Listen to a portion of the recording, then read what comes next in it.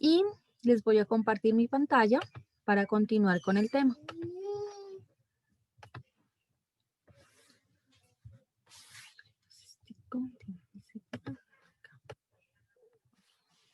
Bien, entonces la clase pasada habíamos concluido con esta parte que decía que el software estaba muerto. Habíamos hecho esa lectura donde nos decía que el software como se concebía normalmente, el de escritorio, el que se demoraba bastante tiempo en entregar, pues que ese ya no era como muy práctico en la actualidad. Tampoco es que haya desaparecido del todo, ¿no? Hay algunos lugares donde todavía este software funciona perfectamente bien, pero en su gran mayoría el software ha cambiado. Entonces, más que decir que el software ha muerto, lo que podemos concluir de la lectura es que el software, de cierta parte, ha evolucionado. Entonces, cuando iniciaron las computadoras, cuando eran esos enormes edificios, porque eso ya no era un equipo, sino todo un edificio, nadie podía anticipar que en este momento tendría tanta acogida, hubiera estado en tantos lugares. Entonces, el hecho de que el software haya migrado y los mismos computadores, porque recuerden que si bien nosotros hablamos de software de una forma independiente, el software está muy unido con la parte del hardware. Entonces, a medida que el hardware evoluciona, se vuelve cada vez más pequeño, más compacto, tiene mayor capacidad de procesamiento, el software tiene como un chance de poder hacer más cosas. Entonces, en ese momento, el software se convierte en una especie de evolución que se va adaptando a las condiciones y al hardware en el cual se está corriendo, está funcionando. Entonces, en este momento, en la actualidad, por día, es una cantidad de millones los software que se tienen que estar corrigiendo, que se tienen que estar adaptando, que se tienen que estar mejorando. Entonces, el hecho de que el software se construya no significa que se quede estático, el software tiene que ir cambiando. Entonces, todas esas cargas de mantenimiento son actividades que muchas veces se vuelven muy pesadas para las personas que construyen software. Entonces, todos esos recursos que se ejecutan cada vez que se le está dando una nueva modificación, una nueva adaptación a ese nuevo software, hacen que se gaste mucho tiempo, muchos recursos. Recuerden que cuando nos referimos a recursos, la mayoría se va instantáneamente la parte del dinero, pero no siempre es solo el dinero. Cuando uno habla de recursos, va dinero, va personas y va tiempo. Son tres aspectos muy importantes. A pesar de que todos piensen que el dinero es el más importante, resulta que el tiempo también es fundamental, porque si hay algo que usted no puede recuperar es el tiempo. Lo que usted gastó, lo que usted hizo el día de ayer no lo va a poder modificar. Entonces, el tiempo es un recurso tan valioso o más que el mismo dinero. Ahora, si nos vamos a las personas, es aún más valiosa. Ese conocimiento, esa experiencia que adquiere la persona al momento de construir el software es muy difícil de reemplazar, porque la persona sabe exactamente en esencia cómo es ese programa. Y volver a incorporar un nuevo elemento al equipo de trabajo, digamos que esa persona se va por X o Y circunstancia, y hacer que alguien más venga y que entienda todo eso que él hizo, va a gastar mucho tiempo. Entonces, los tres recursos son supremamente valiosos y hay que cuidarlos. Si ustedes son los encargados de proyectos de software, cuiden esos tres recursos. Cuiden el dinero, pero también cuiden a las personas y también cuiden el tiempo. Muchas personas que ejecutan proyectos de software se olvidan de los otros dos aspectos que son completamente importantes, tanto como la parte del dinero. Bueno, conforme ha aumentado la importancia del software, también la comunidad ha tratado de desarrollar nuevas estrategias, nuevas tecnologías que pueda hacer nuestro trabajo más sencillo, porque entonces ya no podemos hacerlo como lo hacían las personas que construían software para esas pesadas máquinas antes, hace unas 4 o 5 décadas, donde se sentaban por años para construir un pequeño programa que iba a ocurrir en esa pequeña computadora. Entonces, ahorita nos está exigiendo el software que seamos mucho más ágiles en el momento de construirlo, en el momento de ponerlo en funcionamiento.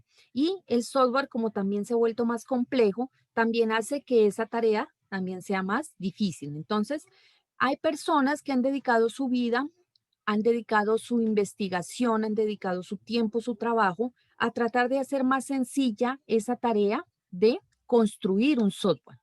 Entonces, esas personas han desarrollado toda una serie de estrategias, toda una serie de herramientas, de técnicas y de procedimientos para poder realizar software de la forma más fácil, de la forma más rápida y que también sea económico en los tres aspectos: dinero, personas y tiempo, para que los programas de computación que creemos al mismo tiempo sean de alta calidad.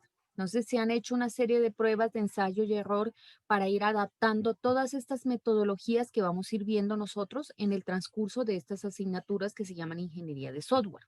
Entonces, muchos dicen a veces, no, pero ¿por qué yo tengo que aplicar una metodología? ¿Por qué me tengo que adaptar a Cascada o a Scrum o a XP? Entonces, porque esas metodologías ya se probaron, alguien las trabajó, alguien les dedicó tiempo, alguien las sustentó y la comunidad las aceptó. Y muchos software que están funcionando en este momento se han basado en ese tipo de tecnologías.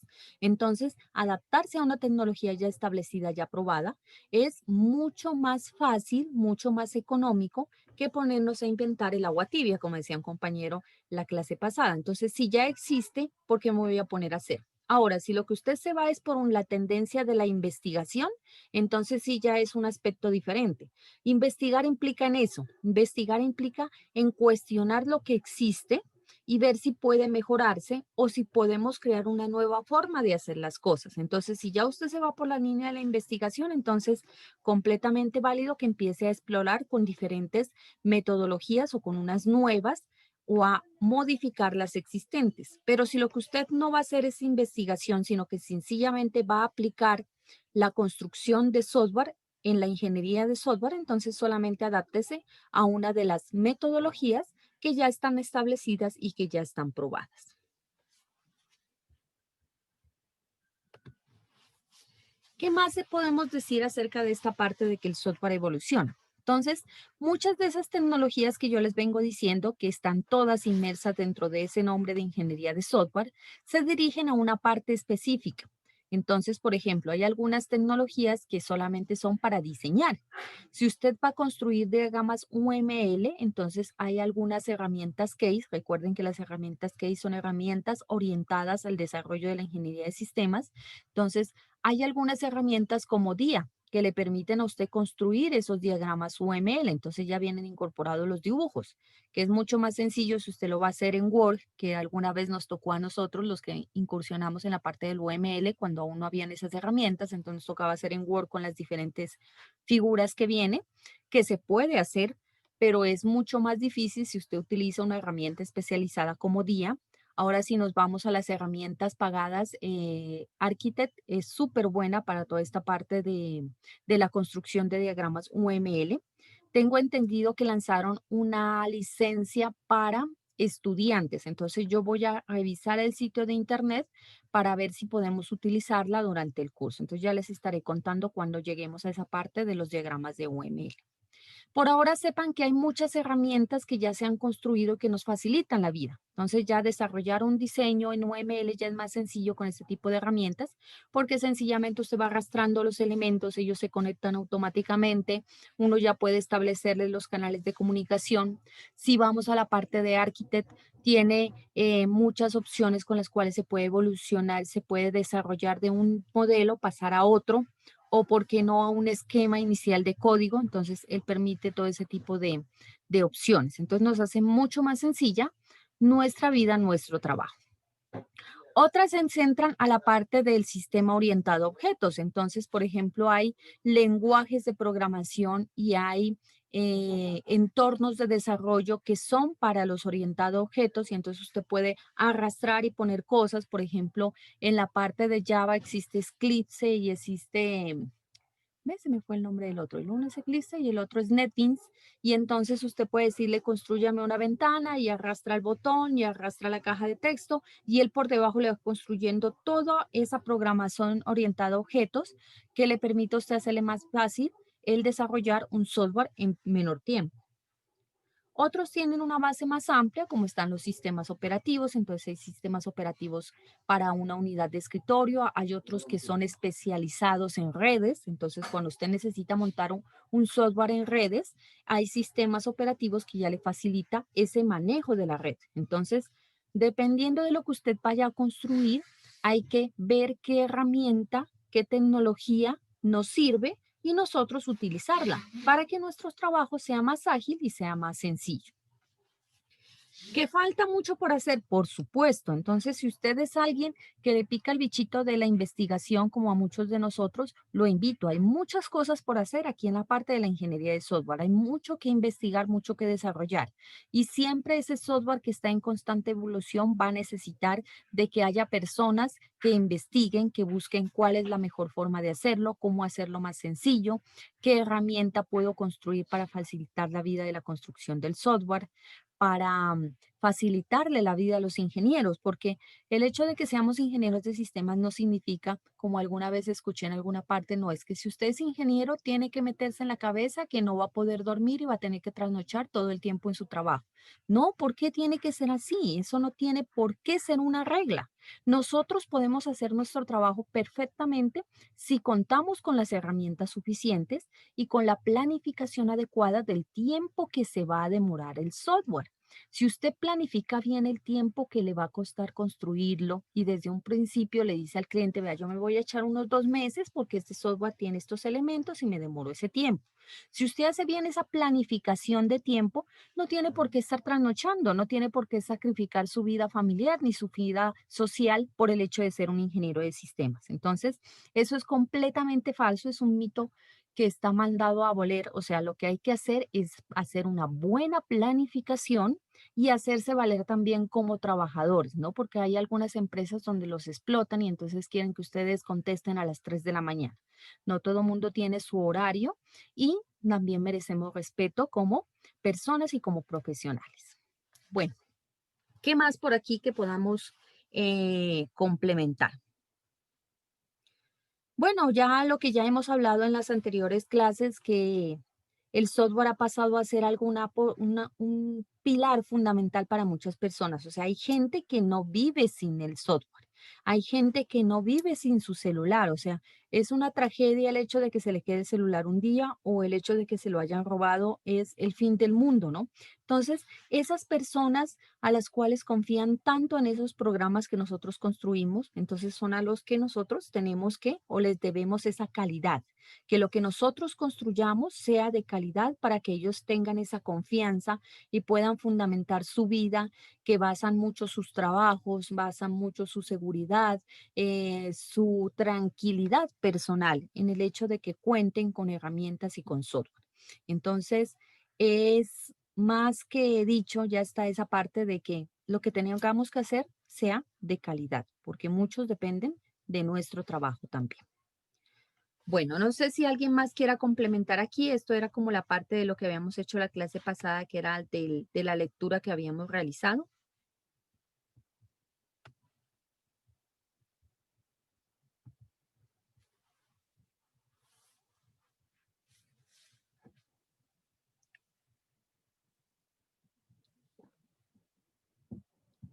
Listo, entonces continuamos. ¿A qué se refiere con la parte de que el software entonces evoluciona? ¿Cómo es esa naturaleza del software? Porque el hecho de evolucionar es una de las características que tiene ese software, tiene más características.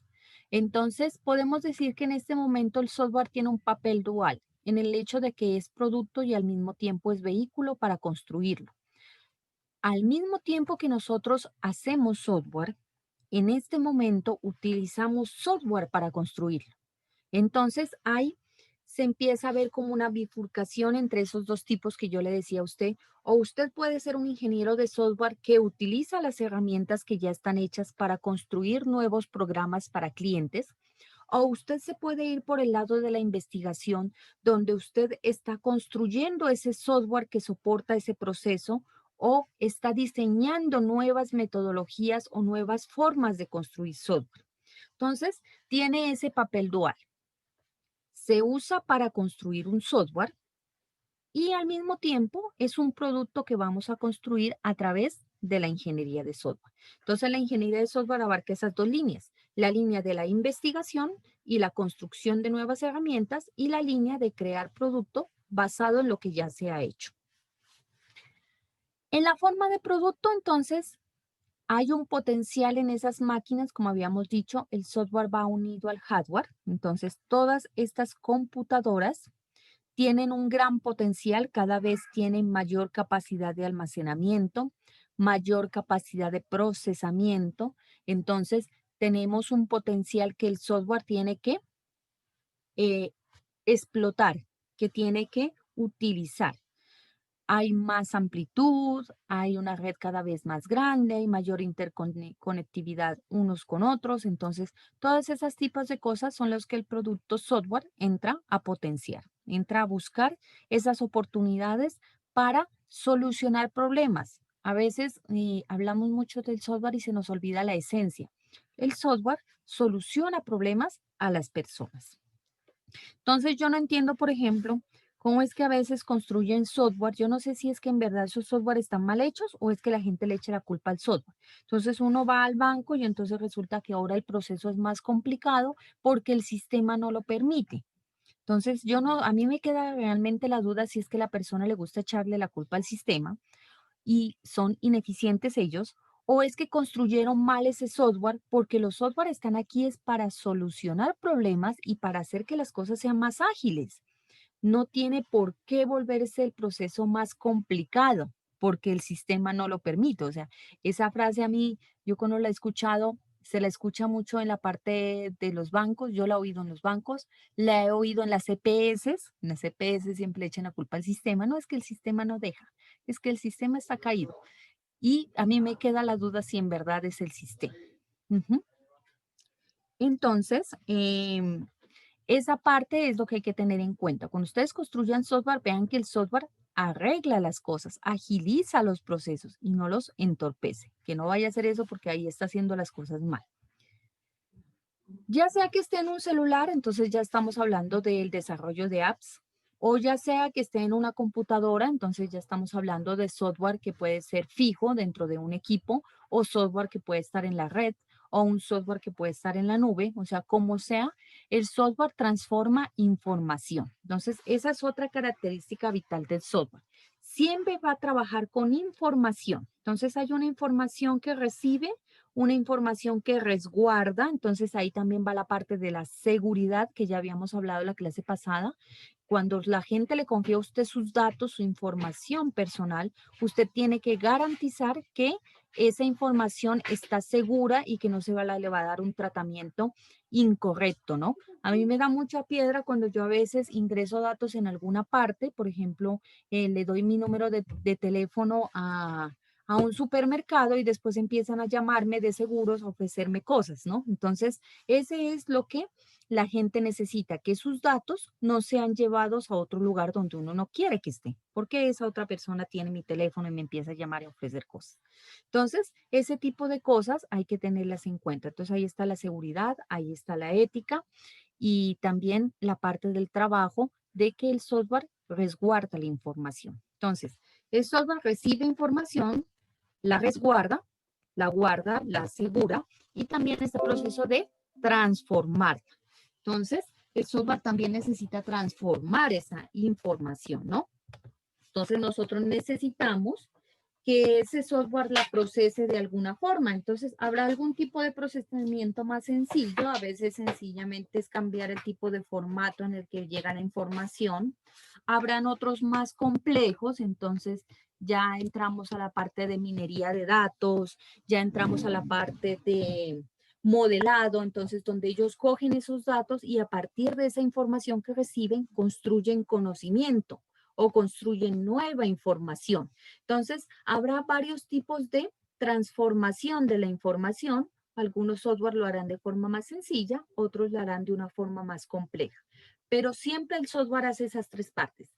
Recibe información, la resguarda, la protege y la transforma para después entregársela de nuevo al cliente, dándole un valor a las personas.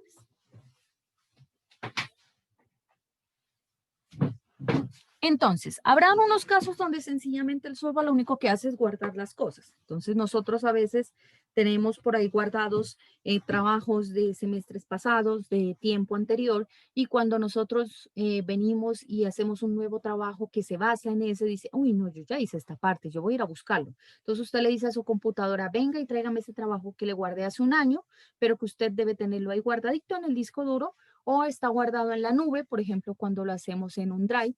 Entonces voy bajo la información del Drive y la utilizo. Entonces, en ese momento solamente está el software guardándome las cosas.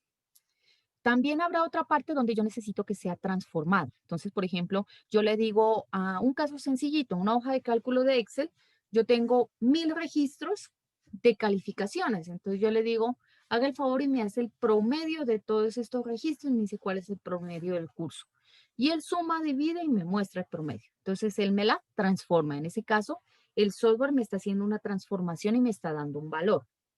Con su rápida capacidad de procesamiento me hace esa suma, división y me saca el promedio. También puede hacer algunas funciones más complejas. Entonces, es esa característica que tiene el software. Sin importar dónde está, siempre va a trabajar con información. Cuando lo utilizamos con un vehículo para construir, o sea, como les decía, en esa parte de la investigación y de herramientas que facilitan la forma de construir software, entonces actúa como una base de control. Entonces ahí están los sistemas operativos, ahí están los que administran todo un proyecto. Entonces hay software que puede administrar todo un proyecto de construcción de ingeniería de software. Entonces ahí está la parte del control y la administración. Como comunicación, pues tenemos las redes, es el ejemplo más práctico de comunicación.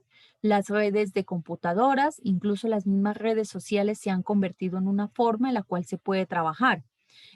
También están centros de colaboración en línea para construir software en red. Entonces está, por ejemplo, GitHub, que nos permite desde un mismo programa que hayan diferentes versiones y alguien que es el moderador decide cuál es la mejor versión o hace o unifica de esas 3 versiones o más una sola. Entonces, hay toda una serie de software que permite ese tipo de trabajo colaborativo.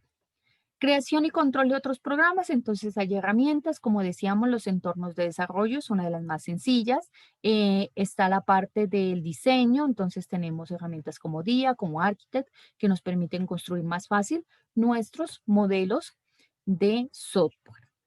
Y aquí hay una pequeña frase del señor Brad que dice, el software es un lugar donde se siembran sueños y se cosechan pesadillas. Una ciénaga abstracta y mítica en que terribles demonios luchan contra panaceas mágicas. Un mundo de hombres lobo y balas de plata. Entonces, con esa pequeña frase de literatura, ¿qué nos quiere decir este señor? El software es algo que muchas personas hablan, así como los cuentos de hadas y todos estos mitos que él nombra allí, pero que pocos saben de qué se trata. Entonces, si bien usted puede hacer las cosas bien y tener unos lindos proyectos de software donde todo funciona, que sería lo ideal, también usted se puede meter en cosas muy grandes. No se sabe qué nos trae el software, como es tan único, es tan irrepetible, no se sabe qué problemas trae. Entonces, de una vez les digo, no se vayan a frustrar, ¿no? Yo he visto a muchos ingenieros de sistemas que se frustran muy rápido porque los proyectos no avanzan como ellos creerían. Y resulta que como el software es tan único, uno no sabe con lo que se va a encontrar. Entonces siempre hay ese cierto grado de incertidumbre donde el proyecto se pueda volver una pesadilla. Entonces lo que usted tiene que tener es la mente bien fría, bien centrada, de que si se le presenta un problema, busque una solución. Si esa solución que usted utilizó no le dio resultado, busque otra. Entonces siempre mantenga su mente abierta de que si el proyecto de software que usted está construyendo se estanca por un lado, sáquelo de allí y vaya por otra parte, que por alguna parte va a solucionar el problema. Entonces, trata de que los proyectos de software no se les vuelvan pesadillas, sino que sean lindos sueños donde las cosas todo surge como uno quiere. ¿Alguno de Profe, ustedes ya ha construido software? ¿Ya ha tenido pesadillas y sueños mágicos? profe, de eso iba a hablar. Ahorita que Mm, usted dijo pesadilla.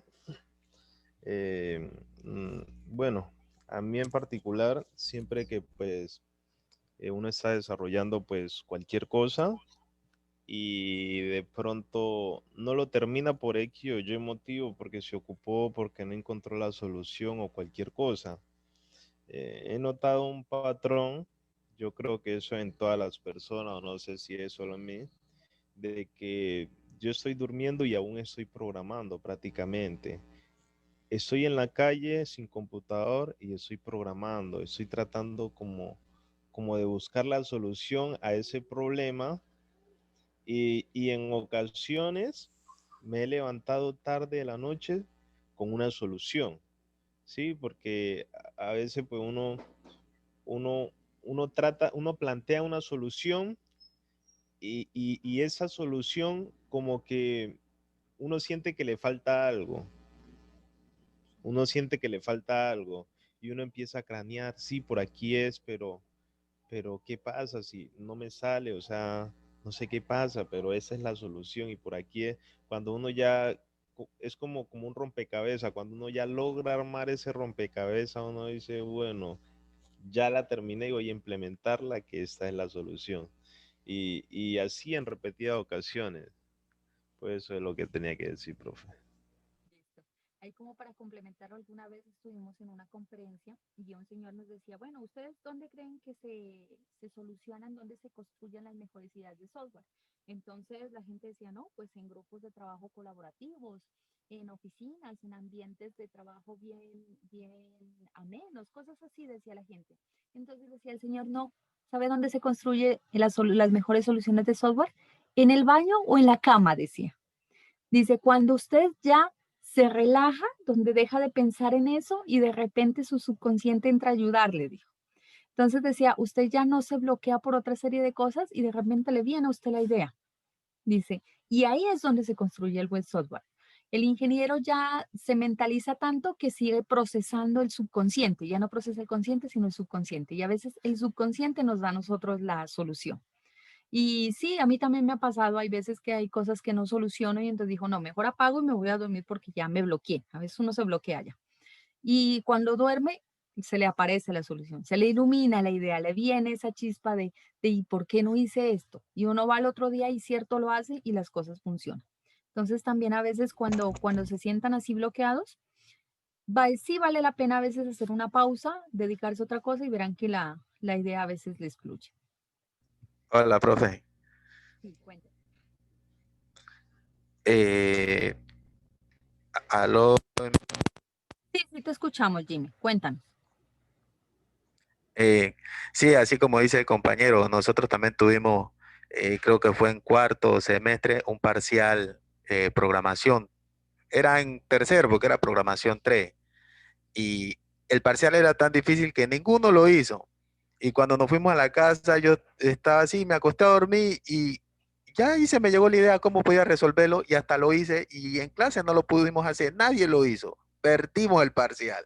¿Cómo le parece? Sí, eso suele pasar, a veces la presión, o sea, lo malo en esa parte de desarrollar parciales ahí con la presión del docente y de los demás y que el tiempo corre y a veces más encima hay unos profesores que le dicen, no, no, faltan 5 minutos. Y entonces como que uno se azara y se bloquea. Y cuando ya como que ya lo coge más tranquilo, como que lo procesa el cerebro y le dice, vea, así se hace. Profe, Y, ajá, profe, cuénteme. Sí. profe, pues yo pienso que o sea, hay personas que que pueden desarrollar un programa en un minuto, que en un minuto, en una hora o en media hora, dependiendo la complejidad.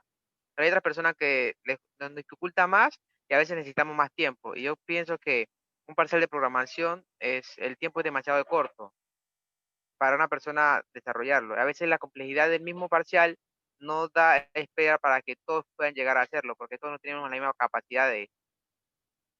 Y entonces, para mí parece que los parciales de programación como tal, como los hacen, pues no deberían hacerlos así, porque por lo menos hay un programa yo puedo, por ejemplo, preparar 2 días para hacerlo, porque a veces uno las ideas no le llegan, otras veces sí le llegan. Una persona puede hacer en un día o en media hora o menos, eso depende. Ujú. Sí, ¿Me entiende, exactamente. Por profe? eso a veces es que es tan difícil hacer esa planeación en los proyectos de software porque uno no sabe precisamente eso, cuánto tiempo le va a tardar. A veces algunas funcionalidades llegan muy rápido y se solucionan rápido y otras que uno se queda ahí estancado y sin hallarle solución y pasa 1 o 2 días y dice no avanza y a veces la gente se frustra por eso. Dice no, es que no avanza y a veces dicen como dices que no todos tenemos la misma capacidad. No es la capacidad, es el software que es así. El software como es un problema que uno entra a solucionar, hay veces que uno halla la solución rápido y otras veces que necesita como analizarlo, como procesarlo. Y sí hay veces que esos parciales que son bajo presión de un tiempo limitado, no es lo mismo para todos, no todos solucionamos los problemas de la misma forma, no todos tenemos esa misma, no nos viene tan rápido la idea al mismo tiempo. Entonces, sí fuera bueno como replantear esa parte, ¿no? En la parte del desarrollo de software. y de esas evaluaciones que a veces nos cuestan tanto. Bueno, ¿alguien más tiene algo más que aportar ahí en esa parte?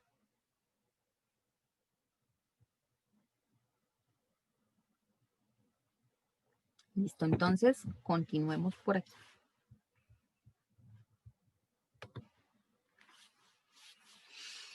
Bueno, a pesar de que todo el mundo dice que los programadores son distintos, hay muchos que sufren por lo mismo. O sea, ¿por qué se requiere tanto tiempo para terminar un software? Vea lo que dice el compañero. ¿Por qué a algunos nos llega tan rápido la idea y otros no? Se nos acaba el tiempo del parcial y no lo terminamos. ¿Por qué son altos los costos de desarrollo? Entonces, ya hablando en la parte industrial, o sea, es muy costoso la producción de software porque la materia prima, o sea, lo principal para construir software son las personas. Y entonces nuestro trabajo vale. Entonces ahí va otra recomendación. Hay algunos que por la desesperación de conseguir algún trabajo, dan su trabajo regalado prácticamente, cobran muy barato. Entonces no lo hagan, muchachos. Ustedes aquí han gastado su tiempo, han sufrido, yo sé que han sufrido en la carrera, han gozado también, pero ustedes han invertido tiempo, han invertido sus recursos, han invertido su ingenio para volver y construir un esquema de desarrollo de software dentro de su mente. Su mente es el principal herramienta para construir software. Usted es el que soluciona las cosas. Entonces, si a usted le costó tanto trabajo sacar adelante su carrera, no regale su trabajo allá afuera, ¿sí? Entonces es muy triste ver a ingenieros de software muy buenos con unas muy malas pagas. Entonces, los costos del desarrollo de software son altos porque uno de los principales insumos somos precisamente nosotros, los profesionales de la ingeniería, y nuestro trabajo vale.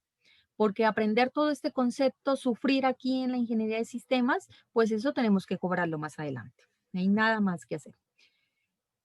Otra pregunta que a veces se hace mucho es, ¿por qué no podemos detectar los errores antes de que lleguen al cliente? O sea, hay que hacer las pruebas, pero también hay que estar conscientes que a veces hay cosas que se nos pasan. ¿Y por qué?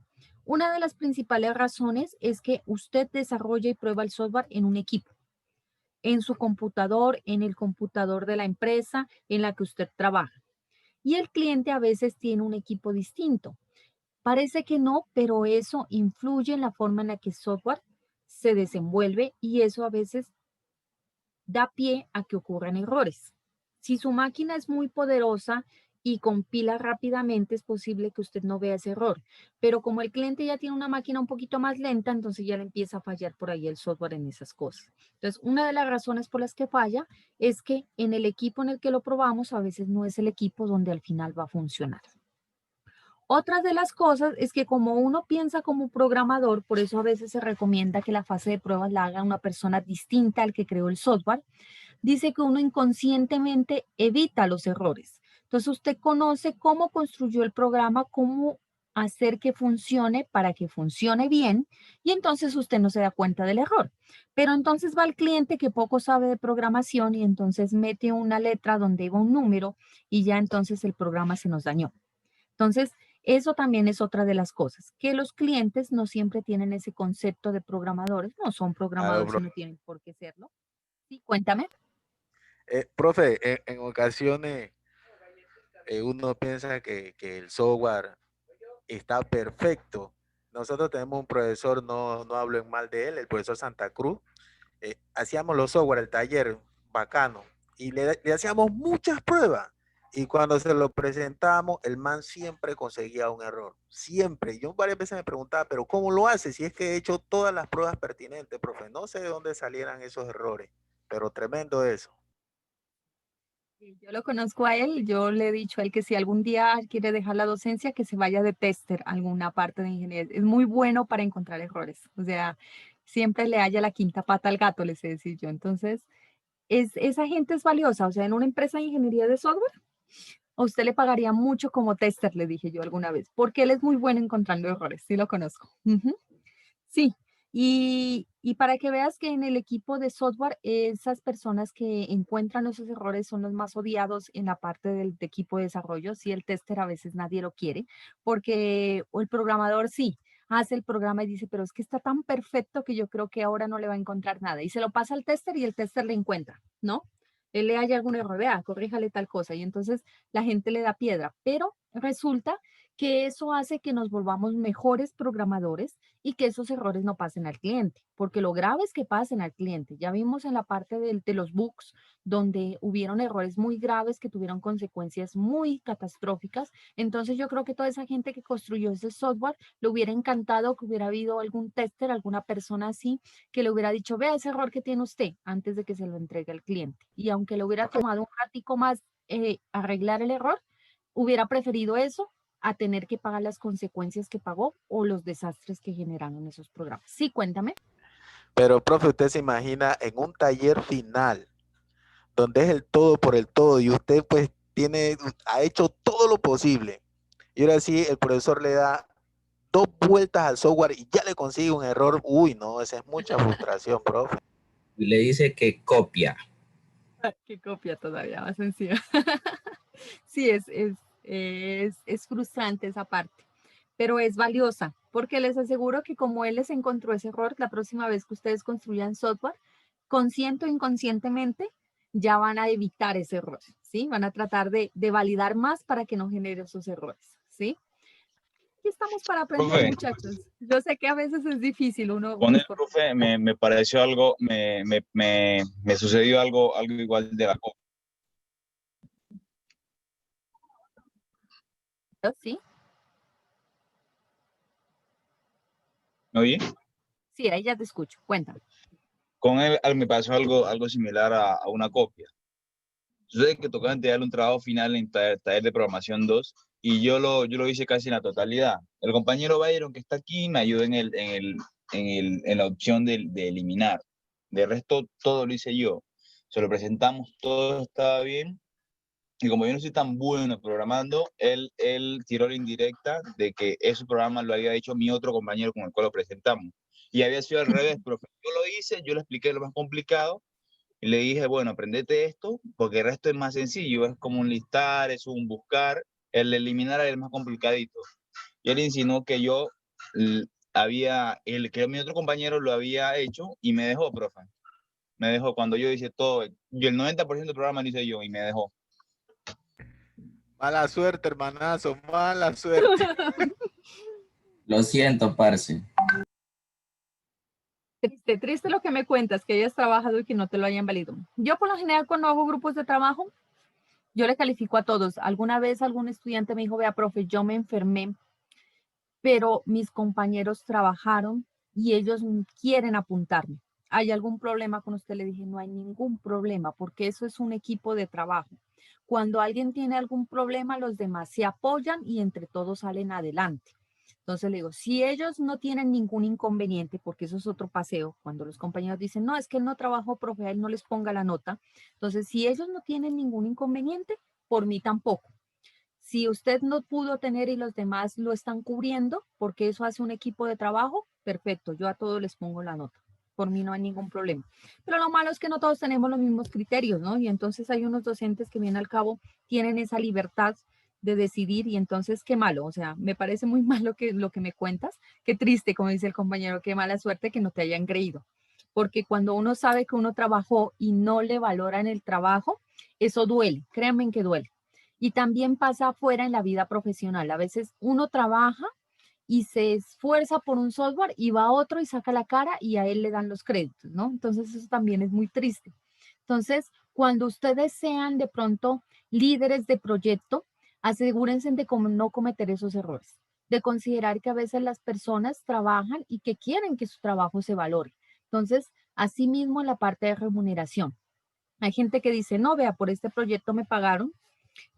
Tuve alguna vez algún colega que dijo, ve, por este proyecto me pagaron tanto y yo me contraté a unos muchachos y a ellos les pagué tanto y me gané tanta plata, dice. Digo, pero qué triste, ¿no? Porque ellos trabajaron y tú no les reconociste lo que hicieron, ¿sí? Entonces, eso también hay que tenerlo en cuenta cuando nosotros somos los que juzgamos, ¿ya? Cuando cambiamos de rol y somos nosotros los que juzgamos. Yo por mi parte, a mí me parece que si el trabajo está en equipo, internamente el equipo tiene que hacer la dinámica, su administración de cómo hace y la nota es de todos. Pues si trabajaron los dos, a los dos debe haberle puesto la misma nota. Me parece muy mal lo que me cuentas. Bueno, ¿quién más quiere complementar ahí algo o continuar?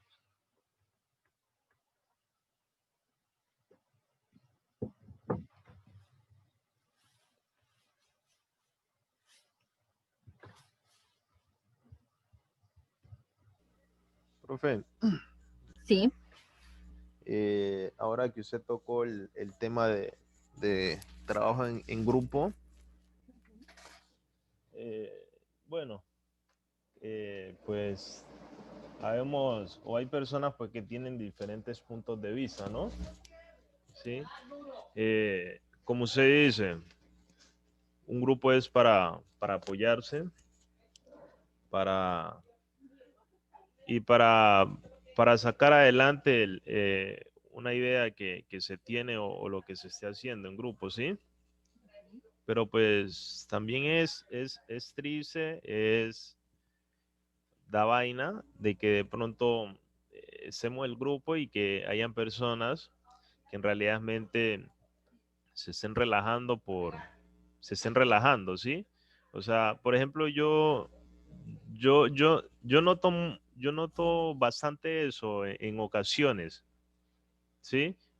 No tanto en la universidad, sino que pues yo hice algo en el SENA, hice un curso en el SENA, nos tocó que desarrollar un sistema de información. Éramos seis, ¿sí? Yo también entiendo de que, por ejemplo, dentro de la programación hay personas que desarrollan diferentes habilidades, ¿sí? Que hay unos que no son buenos de pronto para codificar, pero son buenos para de pronto hacer la parte escrita o, o para hacer entrevistas, porque pues nos tengo que hacer el trabajo completo, ¿no?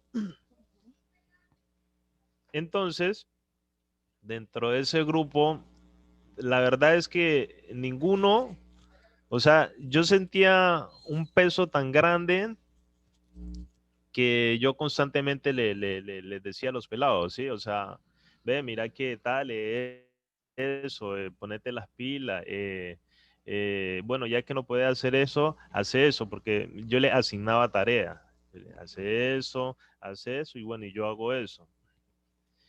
Y la verdad, profe, nadie quería hacer nada. Así que llegó un punto de que yo tuve que hablar con el profesor, o sea, y no de tú a tú, sino que al frente de ellos y al frente del salón. Y al parecer la mayoría de los grupos estaban padeciendo lo mismo. Sí, porque pues dentro de los grupos siempre había como un líder, una persona que manejaba el tema y al parecer todos estaban así. Así que eso hubo después una reestructuración supuestamente. Y no, pues ese que no trabaja, pasémoslo a ese grupo, decía el profesor, ¿no? Ese que no ese. Y al final hicieron lo mismo, ¿sí? Porque pues los que no trabajaban allá vinieron al grupo de nosotros y tampoco trabajaban acá. Así que, para no alargarle la cosa, me tocó que prácticamente sacarlo a todo. Y yo quedé solo en el proyecto y terminé solo mi proyecto. Y así mismo los demás compañeros, ¿sí? Y entonces, como ese era como un proyecto de, ¿cómo se llama eso, hombre? Nos certificábamos por proyecto, o sea, dentro de toda la formación realizábamos un proyecto y terminamos ese proyecto y ya nos entregaban su certificado. Entonces a ellos les tocó que prácticamente buscar otra modalidad de, ya sea pasantía o contrato de aprendizaje.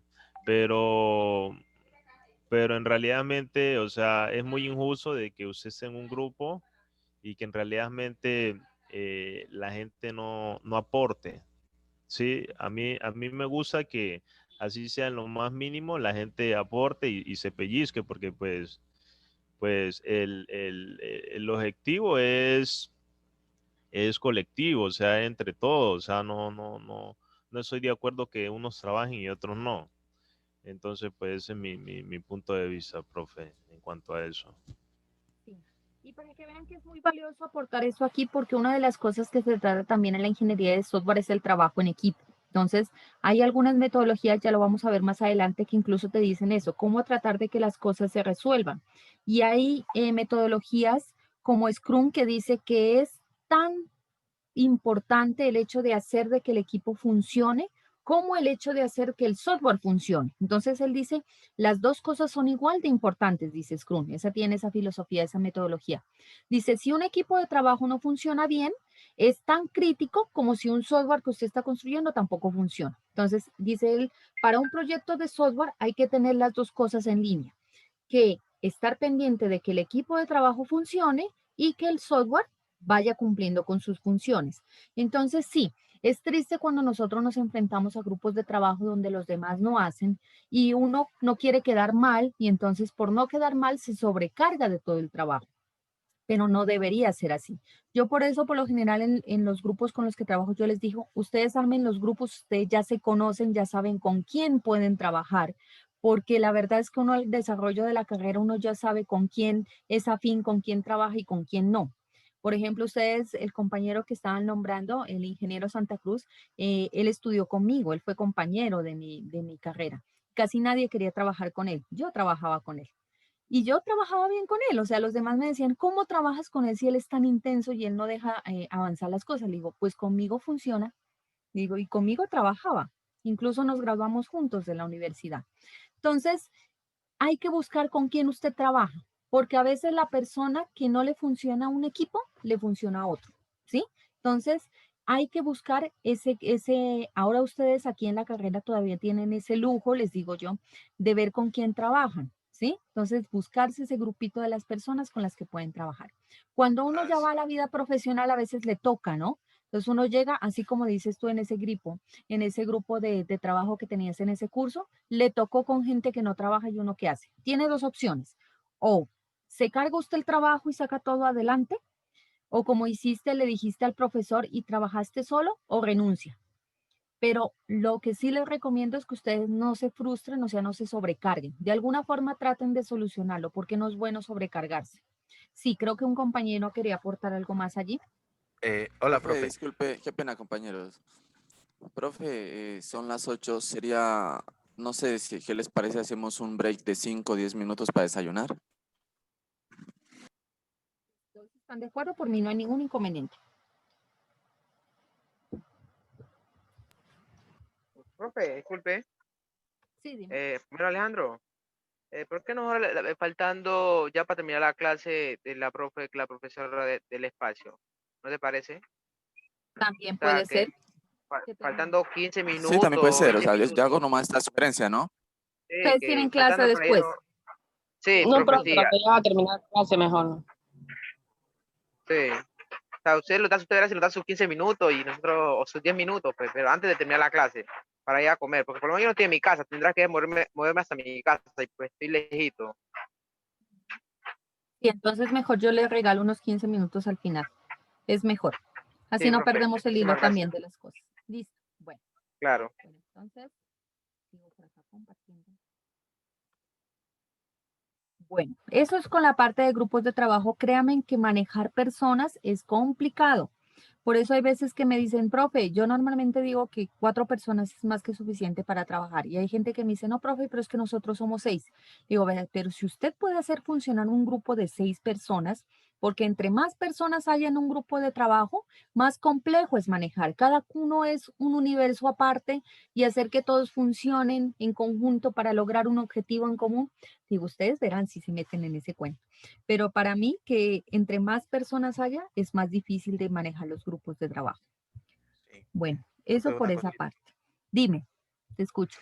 Eh, también iba a hacer una pregunta, o no sé, de pronto una pequeña consulta. Es que nosotros con unos compañeros tenemos casi un equipo de trabajo y estábamos utilizando una herramienta, pero en realidad no nos funcionó y eso nos complicó el tiempo, que es el Jihad. Y usted habló ahora rato del Jihad. Eso tuvimos tantos problemas, nos reuníamos más para solucionar los problemas con Jihad que para avanzar el proyecto, que fue con el compañero Byron y los Ani que están aquí presentes. Quería preguntarle si de pronto usted va a dar un poquito de funcionamiento de ciertos programas o ciertas herramientas, como usted dijo al inicio de la clase. Eso era mi consulta. Sí, Bueno, para la parte de diagramas UML, pues están esas dos alternativas que yo les mencionaba. Está DIA, que es un software libre que usted lo descarga, no tiene que pagar nada. Y está la parte de Architect. Entonces yo por lo general les explico los dos software para que tengan como esas dos opciones. Me dijeron que ahora Architect ha abierto una licencia de estudiante. Entonces que si uno entra por el correo institucional, le descarga una licencia que obviamente no tiene todas las funcionalidades de la profesional, pero que le permite hacer las cosas. Entonces, esa herramienta a mí me parece muy buena porque tiene muchas funciones. Se le queda a uno muy fácil hacer los diagramas. Por la otra parte, no, yo creo que ese sería como el único software que entraríamos nosotros, la única herramienta que entraríamos a utilizar. Y yo de todas maneras, pues les doy el acompañamiento para que la aprendan, porque hay que entender que esas herramientas tienen algo que se llama una curva de aprendizaje. Entonces, de pronto eso fue lo que les pasó a ustedes en el proyecto. Estaban uniendo la curva de aprendizaje de la herramienta con la curva de desarrollo del proyecto y eso se les hizo muy alto, o sea, les estaba consumiendo mucho tiempo. Entonces, la recomendación que siempre se hace es que cuando usted tiene una herramienta nueva, haga esa curva de aprendizaje aparte, sin ningún proyecto que estén utilizando, solamente por aprender a manejarla. Y cuando ya sepan a manejarla, entonces sí ya la incorporen en sus proyectos. A mí me parece que GitHub es muy buena si uno está trabajando con gente que no está físicamente. Porque si usted se puede reunir con alguien de forma física, a mí me parece que uno rinde mejor así que a través de esa herramienta como GitHub. Pero si yo trabajo, por ejemplo, como a mí me ha tocado, yo estoy aquí en Pasto y mi compañero de trabajo está en Cali, entonces ahí esa herramienta sí es como más útil. Porque trabajar de otra forma, como a través de videollamadas y así es como más complejo. Depende, o sea, depende. Las herramientas no siempre nos funcionan a todos. Si ustedes ven que la herramienta no les está colaborando, sino que al contrario les está retrasando, como yo les decía, un software está aquí para agilizar las cosas. Pero si no nos las agiliza, sino que nos hace el proceso más lento, pues descártelo y empiece por el otro lado, por donde le rinde. Esa es como la recomendación que yo les haría allí en esa parte.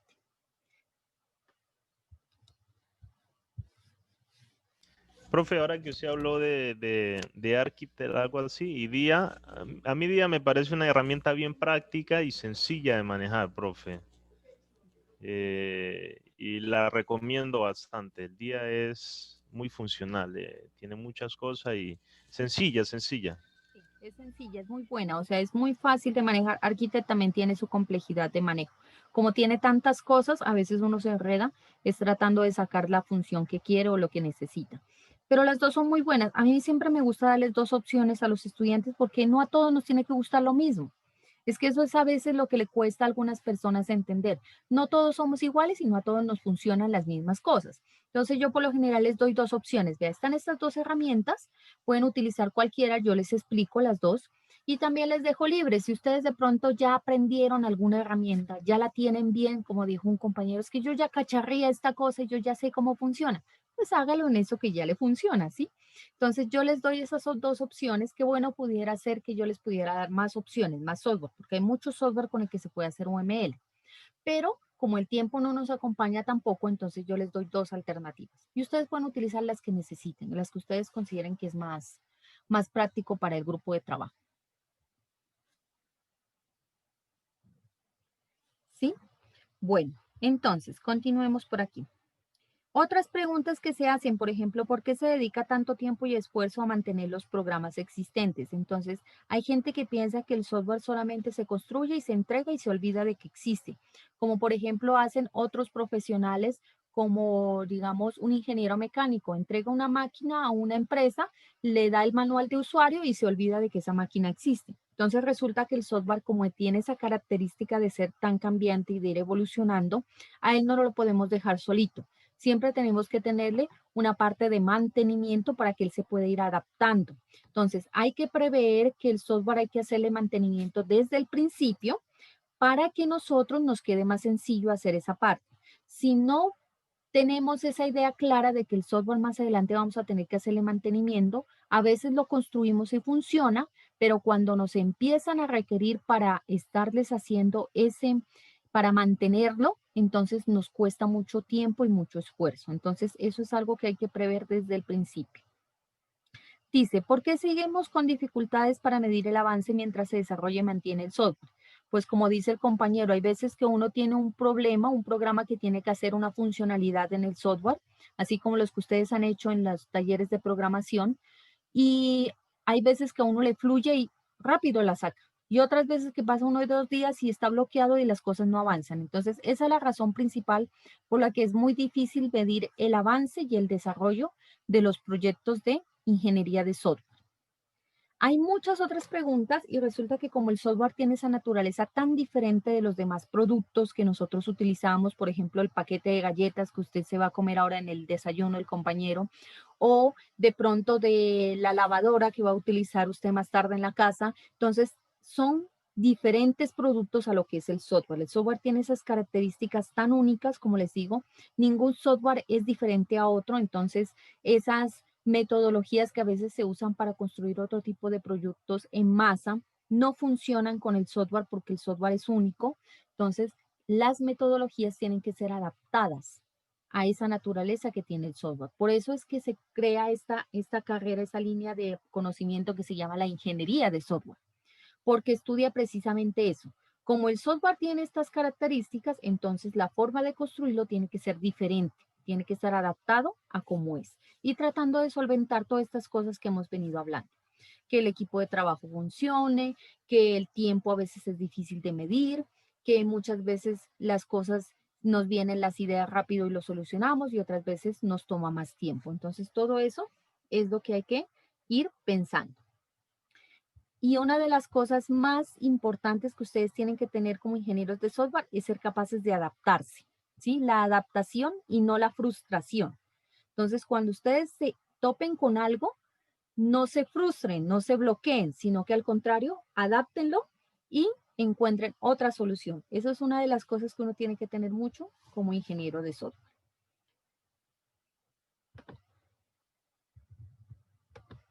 Bueno, entonces, ¿qué más tenemos por aquí? Ya que hemos visto toda esta parte de cómo es su naturaleza, hay que entender cómo es software desde el punto de vista de la ingeniería de software. Entonces, el software es como muchas cosas que se usan en la actualidad. Todos creen que saben qué es, pero pocos conocen su definición. Entonces, usted va, por ejemplo, su mamá y le pregunta, ¿qué es software? Y entonces seguramente ella dice, eso que se utiliza ahí en los computadores o lo que hacen ahí en los celulares, pero la gente no sabe exactamente qué es. Lo utiliza, mas no sabe qué es. Entonces, ¿qué es la definición de software? Hay varias definiciones que han sido construidas, entonces aquí hay diferentes conceptos que se han dado por diferentes autores y que son muy aceptados. Entonces, el primer concepto dice lo siguiente: instrucciones, que son programas de computadora, que cuando se ejecutan proporcionan características, funciones y un desempeño buscado. Primera definición completamente válida. Entonces, mira el software desde el punto de vista de su función. Dice, son una serie de instrucciones que nosotros le damos a la computadora para que nos creen cosas que queremos que funcionen. Muy válida esa definición. Mira la segunda, dice, estructuras de datos. Mira, ella se va hacia la parte de la información, que permiten que los programas manipulen en forma adecuada la información. Entonces, mire que esta segunda definición ya va más orientada a la esencia de qué es el software y de esa característica que tiene, que ella siempre manipula información. Un software que no maneja información no es software. Piense el software que usted quiera y verá que algo de información está manejando. Si usted piensa, por ejemplo, en Word, él está manejando el documento, la información que usted está escribiendo en el documento. Si usted piensa, por ejemplo, en WhatsApp, él está manejando esa información, esa comunicación, esos mensajes que usted le está transmitiendo a otras personas a través de esa herramienta. Si usted piensa, por ejemplo, en este Zoom que estamos utilizando ahora, este software, estamos comunicándonos y ahí está transmitiéndose información. Si usted piensa, por ejemplo, en el software que tiene la nevera, entonces resulta que ese software que tiene la nevera transmite información, detecta una temperatura en la nevera y si está muy alta, entonces él enciende un actuador que es el enfriador para que la nevera mantenga una temperatura constante. Entonces, mire que ahí también se maneja información. Entonces, un software no se puede concebir si no está manejando información y a eso va enfocado la segunda definición que nos están entregando aquí. Una tercera definición dice, información descriptiva, tanto en el papel como en formas virtuales, que describe operaciones y uso de programas. Entonces, mire que ahí dice que el software no es solo eso que funciona, sino también los manuales con los cuales usted le entrega al usuario para que pueda utilizar ese software. También la parte de los diagramas UML que usted usó para construir el programa. Entonces, todo eso conforma o hace parte del concepto de software. No solo el programita, sino las cosas que lo ayudaron a construir y también lo que lo ayuda a seguir funcionando. Dice, puede existir muchas definiciones, unas muy completas y otras complejas, pero lo más importante es entender que todo pertenece a un sistema lógico y no físico. Entonces, la característica esencial del software es que es algo no tangible, ¿sí? No es como el celular que usted coge, ese es hardware. El software es algo que existe ahí, que no es tangible, entonces por lo general ese tipo de cosas que no se pueden tocar son las más difíciles para el ser humano para definir. Si no, ustedes en el trabajo de preguntar qué es el amor y entonces ahí ya hay otro debate. ¿Qué es el amor? Son ese tipo de cosas que uno no puede coger y que sabe que existen, pero que no se pueden definir. Por esa línea va el software. El software no se toca, no se puede tocar y entonces es más difícil describirlo y por eso es tan difícil dar sus definiciones. Bueno, no sé si alguien más quiere completar algo aquí en esa parte de la definición de software.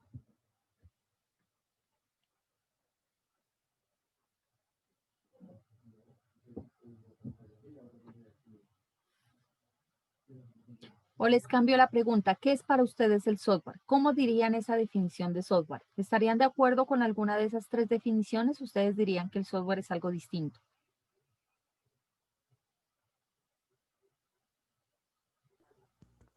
A mí me parece que están bien, porque mi propia definición del software es la parte intangible de un computador o de un sistema, así que para mí está muy acertada. Sí, profe, está bien, porque básicamente los conceptos que uno, pues yo por lo general que siempre he escuchado es que no se puede tocar, no se puede, o sea, que uno no lo puede manipular como tal, o sea, directamente en la parte física. Eh, pues prácticamente las definiciones están bien acertadas. Hola, profe. Yo también estoy de acuerdo con las definiciones que están plasmadas ahí. Y también, pues, lo normal que uno sabe, pues, es algo intangible, no se toca, pero que sirve, pues, para lo que es el hardware de los portátiles, computadores. En la única que me pareció como un poco nueva, profe, fue la que dice la tercera, la que dice información descriptiva, donde se habla de como de la documentación. En esa parte sí me pareció un poco nueva porque no, o sea, no tenía en cuenta que, o sea, el manual también hacía como parte de la definición del software.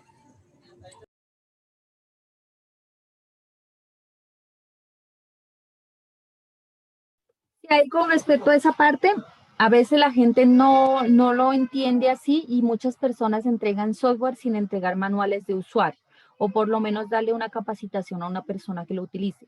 Y a veces eso causa muchos errores, causa muchos fracasos en el software. El software está bien hecho, pero la persona que lo utiliza no sabe bien cómo utilizarlo y entonces hace que generen errores. Entonces, si usted le pone cuidado a ese bug que hablábamos de la TED 25, es uno de esos ejemplos. No se capacitó bien a la persona que lo utilizó, la persona ingresó valores incorrectos y provocó graves consecuencias. Entonces, hay que entender nosotros como ingenieros de software que no solamente es que el software funcione bien, sino que también tenemos que garantizar algo más que tenemos que hacer, que la persona que lo utilice tiene las herramientas para conocer cómo utilizarlo de la forma correcta.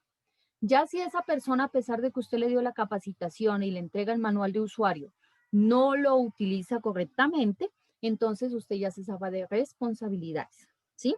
Por ejemplo, si usted lee las garantías de los electrodomésticos, usted ve ahí que dice, no se aceptan garantías por mal uso del aparato, ¿sí? Le entregan a usted un manual de usuario y le explican cómo utilizarlo, pero si usted ya hizo cosas mal y hizo que el producto se dañe o ocasionó una consecuencia más grave por eso, usted ya se zafó de esa responsabilidad porque usted ya le explicó.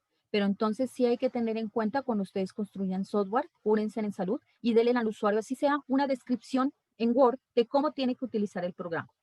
Usted ya dice, vea, yo le expliqué, si usted no se tomó el tiempo de leer las instrucciones, pues qué pena, pero pues ahí sí ya se sale de mis manos, ¿sí? Entonces, eso también nos aporta ahí esa tercera definición para que lo tengamos en cuenta. Es muy importante entregarle una forma, una descripción al cliente que lo va a utilizar de cómo usar ese programa. Bueno, ¿alguien más que quiera complementar ahí en esa parte?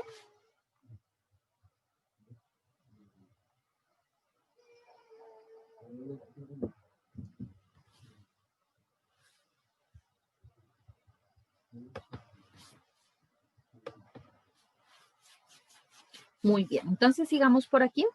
Las características del software, entonces, ¿qué tenemos? Primera característica importante que hay que tener en cuenta, no podemos entrar a construir algo si no lo entendemos, entonces hay que entenderlo. El software se desarrolla o se modifica con el intelecto, no se manufactura en el sentido clásico. Entonces, lo que yo les decía, la principal herramienta del software es ese cerebro de nosotros como ingenieros, como programadores, que somos capaces de crear esas ideas que nos vienen, que a veces nos vienen rápido y a veces se nos demoran en venir, pero entonces ahí es donde se crea el software, en esa parte, en nuestra cabeza. Entonces, como se construye desde nuestro cerebro, y a pesar de cuánto tiempo lleva el ser humano tratando de entender cómo funciona el cerebro, aún no entiende del todo, por mucho que digan los psicólogos que ellos sí, pero aún nos cuesta saber cómo funciona nuestro cerebro, entonces es muy distinto a entenderlo de cómo se construye, por ejemplo, un martillo dentro de una fábrica. Porque hay una máquina, pues que ya tiene los pasos bien definidos, sabe que necesita un pedazo de madera, que esa madera tiene que pulirse y tiene que tener una forma específica y que luego tendrá una punta de metal y que tiene unas características. Entonces, el martillo tiene un proceso bien definido, bien constante de construcción y se puede construir en masa. Entonces, la máquina que construye martillos saca, no sé, 100,000 martillos en un año y todos salen iguales. Y luego hay un proceso de verificación porque ya también hay pruebas donde descartan los martillos que por alguna razón tienen desperfectos. Y los martillos que pasan esa verificación salen al cliente con una garantía de 6 meses, donde le garantizan al cliente que durante esos 6 meses, si lo usa de forma adecuada, no se va a dañar el martillo. Entonces, esa metodología tan estructurada a través de máquinas que se hace para construir productos como el martillo, no nos sirven a nosotros para construir software, porque resulta que la máquina que construye el software es su cabecita. Esa es esa máquina que construye software. Y esa máquina aún no sabemos muy bien cómo funciona. Entonces, hay que entender esa característica para entrar a construir el software. No nos sirven esas metodologías de manufactura que se usan con otro tipo de productos. Entonces, de todas maneras, sí mantienen algunas cosas en común. ¿Y cuáles son esas?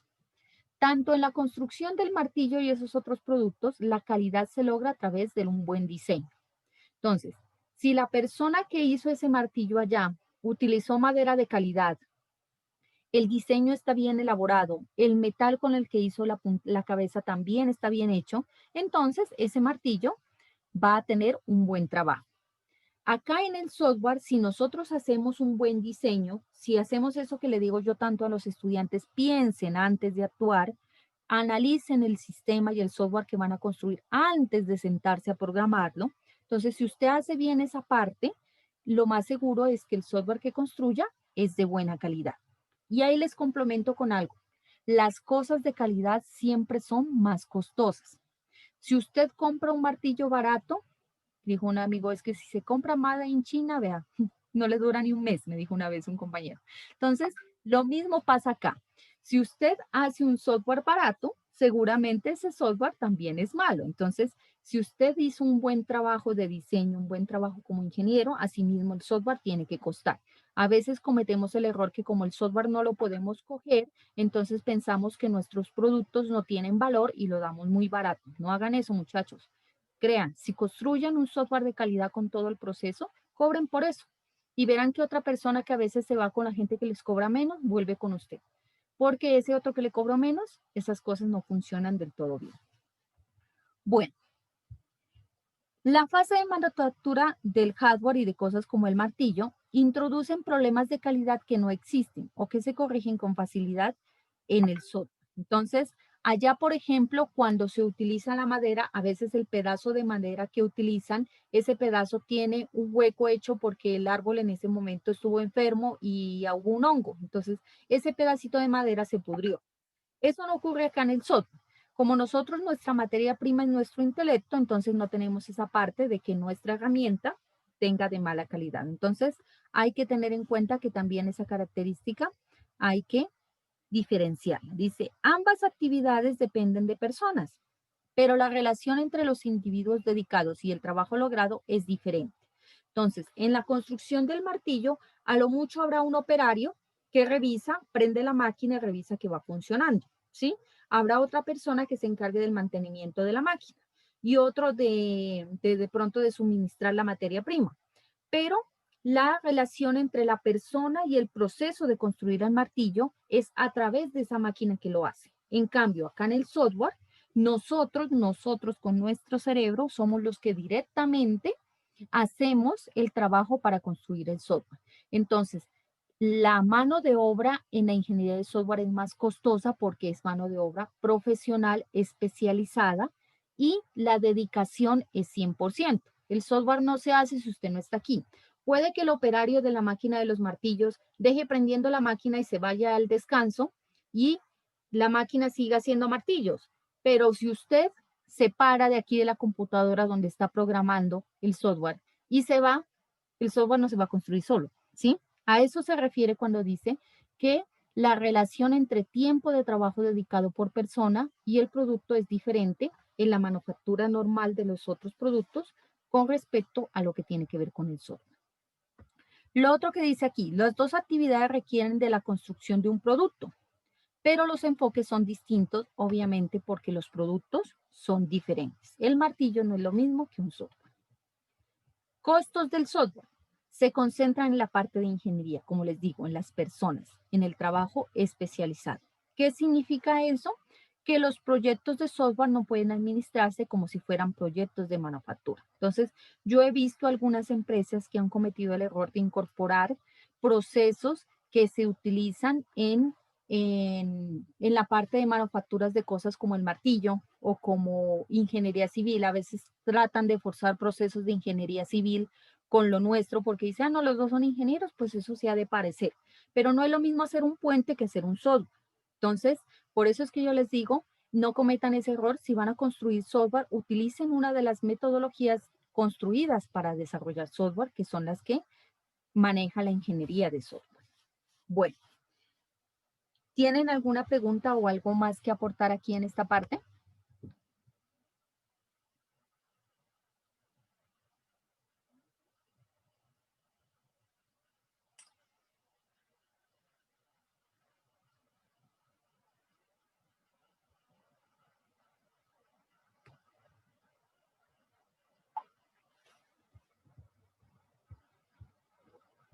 Bueno, más adelante ya iremos viendo cómo es ese proceso de construir un software, qué características tiene. Ahora terminemos de ver estas partes de las características para que puedan irse a su merecido descanso. Entonces, otra característica del software. El software no se desgasta, pero sí se deteriora, ¿sí? Entonces, ¿qué ocurre con muchas de las cosas que nosotros usamos? Por ejemplo, la ropa que usted está puesta. Entonces, el primer día que estrena la ropa, los colores son bien bonitos y la ropa le queda a uno bien chévere. Pero uno ya la va utilizando y la va lavando y cada vez que la lava como que se desgasta o se mancha con algo y entonces uno por tratar de quitarle la mancha le echa algún producto fuerte y se va dañando. Entonces, el color se va desgastando, la tela se va deteriorando y a veces por mucho que uno le guste una ropa, llega un momento en el que ya no le sirve por muy bonita que le quedara. Entonces, eso ocurre con la mayoría de productos. Hay un proceso de desgaste. Entonces, resulta que en la parte del software también ocurre ese desgaste, pero no el deterioro. Entonces, no importa cuántas veces abra Word, Word no se va a ir desgastando como la tela de la ropa, va a seguir funcionando. Pero va a haber un momento en el que ya el Word ya no te funciona, ya no te sirva. Entonces, por eso la gente que construye Word, Microsoft, llega y saca una nueva versión de Word para renovarlo, para evitar ese desgaste. Por lo mismo del deterioro, es que nosotros tenemos que irle haciendo mantenimiento al software. Entonces, mire aquí estas figuras son sacadas del libro, donde muestra la curva de fallos que ocurren, por ejemplo, en esta parte del hardware, dentro de la computadora. Esto ya es un ejemplo directo con la computadora. Cuando se habla del equipo como tal, hay esta siguiente. Hay una línea de curva que se llama la mortalidad infantil. ¿Qué ocurre? Cuando vienen esos defectos de fábrica que a usted le cubren en la parte de la garantía. Entonces, cuando usted empieza a utilizar la computadora, hay veces que no, cosas que no funcionan desde el principio, fallan, y entonces esto se conoce como mortalidad infantil. Cuando algún elemento electrónico de la computadora falla al principio en la parte de la garantía. Si usted ya pasa esa garantía, entonces usted ya puede estar tranquilo. Ese equipo ya pasó esa fase crítica de mortalidad infantil y entonces es probable que durante una buena cantidad de tiempo él funcione sin ningún problema. Llega después a una parte donde ya ocurre el desgaste. Entonces aquí en el desgaste otra vez los equipos electrónicos, la parte electrónica llega a morir. Algo que a veces ocurre mucho con esta curva en los portátiles es la parte de las baterías, ¿no? Cuando hay una batería mala, al principio cuando usted empieza a utilizar el portátil, eso le empieza a fallar y usted le toca mandar la garantía. Si no, entonces, durante un buen tiempo la batería del portátil le funciona bien, chévere. Eso hay tiempos en los que funciona y dura la batería y no pasa nada, usted la carga y luego sigue funcionando y bien. Y luego llega por acá un tiempo donde entonces la batería dejó de funcionar y ya el portátil no funciona si no está conectado todo el tiempo. Entonces, el hardware hace esta línea de desgaste, hardware. Ahora sí mira el software de diferente. El software tiene esta línea. Al principio hay una mortalidad infantil, ¿por qué qué? ¿Por qué ocurre esta mortalidad de aquí que es como la de acá? Esta mortalidad ocurre cuando las personas que construyeron el software no entendieron lo que estaban haciendo. Entonces no analizaron bien y el software que le entregan al cliente no sirve para lo que él necesitaba. Entonces la gente dice, ay, qué pereza, eso no sirve, entonces lo deja ya y sigue haciendo las cosas como estaban siendo antes. Entonces aquí ocurre esta mortalidad. Si su software sobrevive esa primera parte, entonces uno pensaría, no, pues ya la gente lo utilizó, sí le sirve para lo que está haciendo, entonces el software vivirá eternamente. Pero no, resulta que él llega aquí, hace esta curva, esta es la curva real, llega aquí y de repente necesita un cambio, ¿sí? Porque el cliente dice, ay, no, es que nosotros vendíamos de esta forma, pero ahorita ya no vamos a vender de forma presencial, sino que vamos a vender de forma virtual por todo lo que está pasando ahorita con lo del COVID y entonces vamos a vender en línea. Entonces, usted le tocó cambiar el software. Ahí va un cambio del software. Entonces, cuando usted hace un cambio, vuelve y describe la misma curva. Luego resulta que por acá dice otro cambio. Entonces, el software va cambiando. Y esa es la curva real que hace un software. Tiene esos picos que requiere cambios y que uno tiene que hacer la adaptación y después resulta que tiene que volverlo a adaptar. Entonces, eso es algo que tenemos que tener en cuenta cuando construyamos software. Esta curva que tiene el software. Entonces, hay gente que construye software y cree que va a ser así. Yo le entrego al cliente, hago las correcciones al principio y después lo dejo allá libre y feliz y el cliente nunca me vuelve a llamar más.